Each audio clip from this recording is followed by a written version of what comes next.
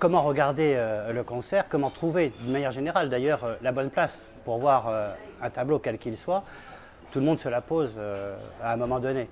Alors évidemment, quand c'est un tableau de grande dimension, l'emplacement du spectateur est important et capital.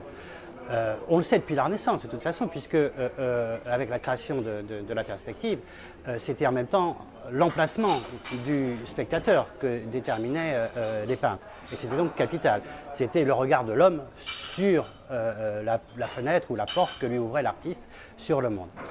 Donc dans le tableau de Nicolas de Staël, c'est d'autant plus important, j'allais dire, qu'il n'y a que deux acteurs, entre guillemets, à ce tableau. C'est la contrebasse d'un côté et le piano de l'autre.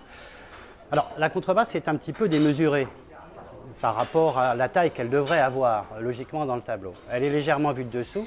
Le piano à queue, lui, est un petit peu minimisé par rapport à la place qu'il devrait avoir dans le tableau, et il est légèrement vu de dessus, puisqu'on voit très nettement son clavier.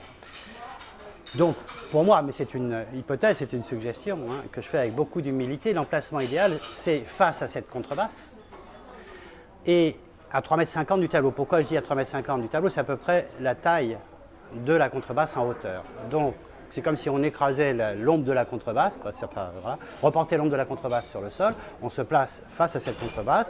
Voilà, on a donc la contrebasse face à soi et le piano légèrement en décalage.